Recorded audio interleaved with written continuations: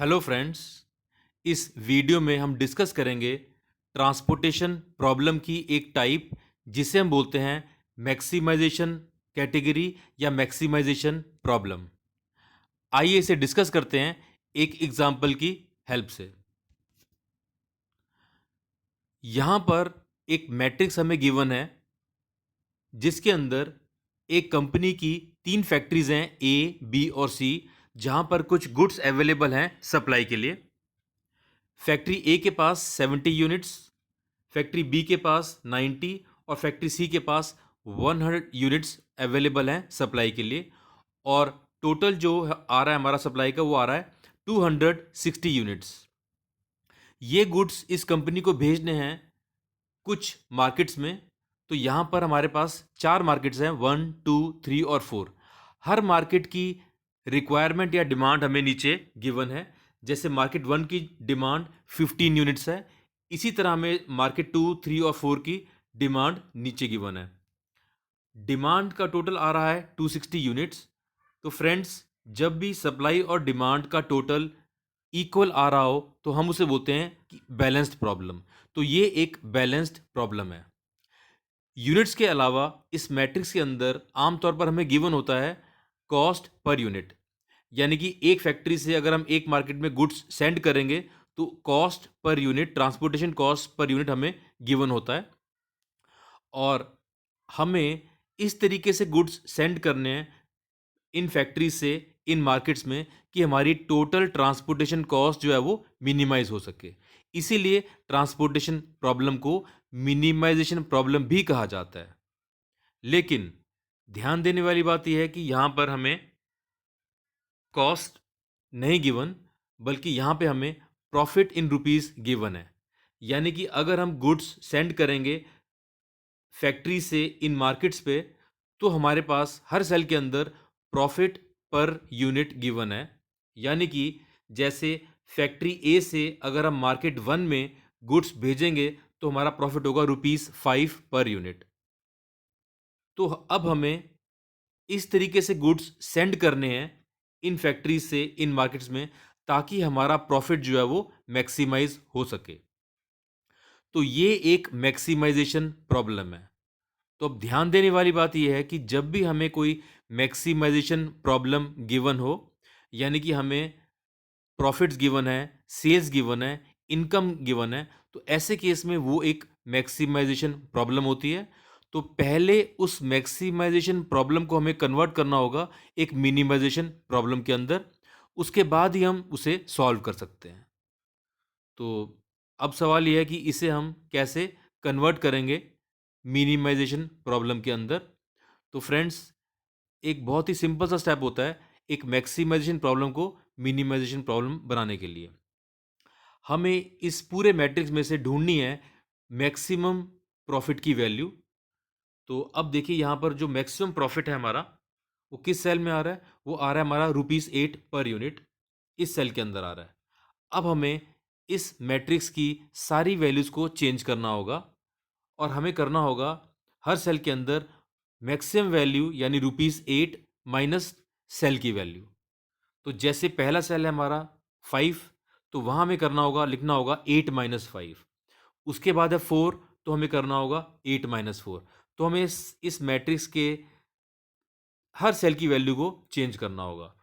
तो अब ये हमारा बन जाएगा नया मैट्रिक्स। ये एक लॉस मैट्रिक्स है। तो लॉसेस को तो हमें मिनिमाइज करना होता है। तो अब ये बन चुकी है एक मिनिमाइजेशन प्रॉब्लम। इसको अब हम आसानी से सॉल्व कर सकते हैं। किसी भी ट्रांसपोर्टेशन प्रॉब्लम को सॉल्व करने के लिए हमारे पास कई मेथड्स होते हैं। तो अगर क्वेश्चन के अंदर मेंशन ना हो कि हमें कौन सा मेथड यूज करना है या फिर हम बेस्ट मेथड यूज करना चाहते हैं तो हम यूज करेंगे वोगल्स अप्रोक्सीमेशन मेथड। तो आइए इस एग्जाम्पल को सॉल्व करते हैं with the help of Vogel's approximation method. तो सबसे पहले हम बनाएंगे सॉल्यूशन मैट्रिक्स। इस टेबल की सारी वैल्यूज आ जाएंगी हमारे सॉल्यूशन मैट्रिक्स में।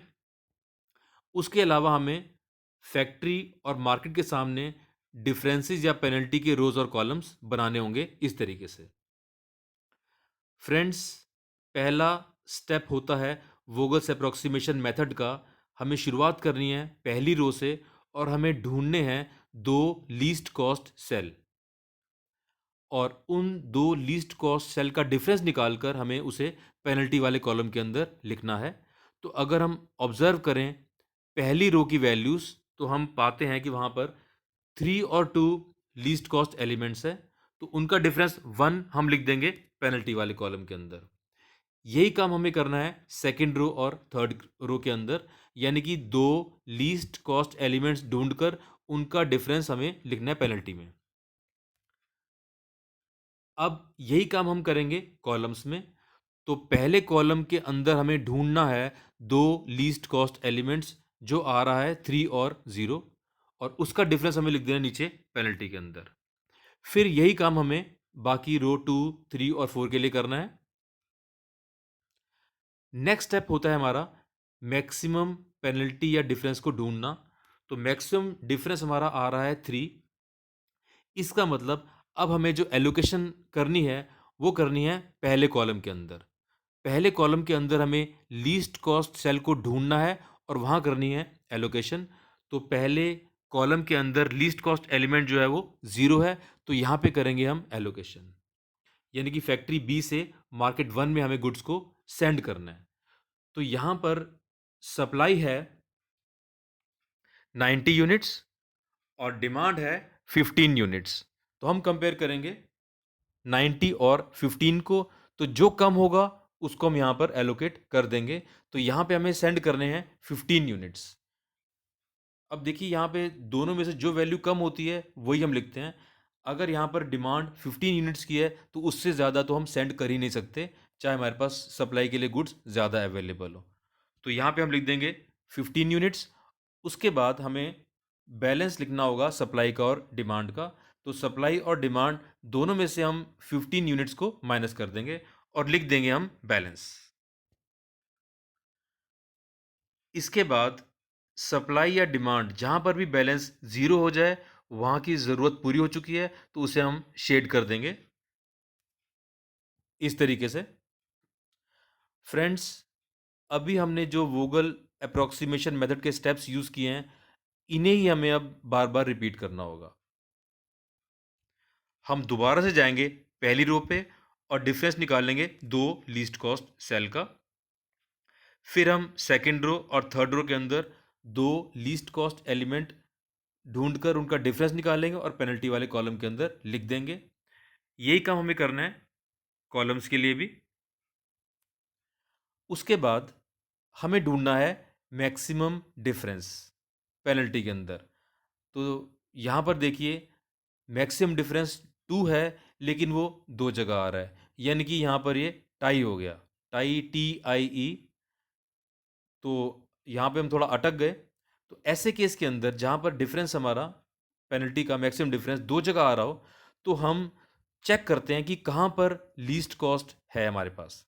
अगर हम ऊपर वाले 2 की बात करें तो वहाँ पर लीस्ट कॉस्ट हमारा आ रहा है ₹2। और अगर हम नीचे वाले डिफरेंस की बात करें तो वहाँ पर भी आ रहा है हमारा ₹2। तो हम कह सकते हैं कि यहाँ पर दोबारा से एक टाई हो गया, डबल टाई हो गया। जब यहाँ पर हम ऐसे केस में अटक जाएं तो हमें देखना है कि जिस भी सेल के अंदर हम ज़्यादा यूनिट्स एलोकेट कर सकते हैं, हम उस सेल को सेलेक्ट करते हैं। तो अगर हम बात करें ऊपर वाले 2 की, तो वहाँ हमें कंपेयर करना होगा सप्लाई को और डिमांड को। सप्लाई है 70 यूनिट्स और डिमांड है 55 यूनिट्स। तो हम यहाँ ऊपर वाले 2 में हम एलोकेट कर सकते हैं 55 यूनिट्स। और अगर हम नीचे वाले 2 की बात करें तो वहाँ पर सप्लाई है 100 यूनिट्स और डिमांड है 25 यूनिट्स, यानी कि हम 25 यूनिट्स एलोकेट कर सकते हैं। तो हम देख रहे हैं कि ऊपर वाले 2 के अंदर हम ज़्यादा यूनिट्स एलोकेट कर सकते हैं, तो हम ऊपर वाले 2 को चूज़ करेंगे और यहाँ पे करेंगे हम एलोकेशन। तो यहाँ पर 70 और 55 को हमने कंपेयर किया और 55 यूनिट्स हम एलोकेट कर देंगे। उसके बाद हमें सप्लाई और डिमांड में से 55 को माइनस करना होगा बैलेंस निकालने के लिए। अब हमने बैलेंस निकाल दिया। जिस भी सप्लाई या डिमांड में बैलेंस 0 आ जाए उसे हम शेड कर देते हैं। इस तरीके से। और बस अब इन्हीं स्टेप्स को हमें दोबारा से रिपीट करना है। हम निकालेंगे रो डिफरेंसेस और फिर कॉलम डिफरेंसेस। उसके बाद हमें देखना है मैक्सिमम डिफरेंस। फ्रेंड्स, दोबारा से मैक्सिमम डिफरेंस हमारा 2 आ रहा है और वो टाई हो गया क्योंकि वो दो जगह आ रहा है। वो सेकंड रो में आ रहा है और सेकंड कॉलम में आ रहा है। तो यहाँ पर जैसे मैंने बताया था कि हम उस 2 को चूज करेंगे जहाँ पर लीस्ट कॉस्ट है। तो ऊपर वाले 2 के अंदर हमारे पास जो लीस्ट कॉस्ट सेल है वो 2 आ रहा है, और नीचे वाले मैक्सिमम डिफरेंस 2 के अंदर भी हमारी जो लीस्ट कॉस्ट है वो 2 आ रहा है। तो यानी कि यहाँ पर भी एक टाई हो गया, डबल टाई हो गया। तो जो काम हमने पहले किया था वही काम यहाँ पे करेंगे। हम ये चेक करेंगे इन दोनों में से किस 2 पर हम ज़्यादा यूनिट्स एलोकेट कर सकते हैं, उसे ही हम चूज़ करेंगे। अगर हम बात करें ऊपर वाले 2 पर, तो वहाँ पर सप्लाई है 75 यूनिट्स और डिमांड है 165 यूनिट्स। जबकि नीचे वाले 2 में सप्लाई है 100 यूनिट्स और डिमांड है 25 यूनिट्स। तो इसका मतलब ऊपर वाले 2 के अंदर हम ज़्यादा गुड्स एलोकेट कर सकते हैं। हमने कंपेयर किया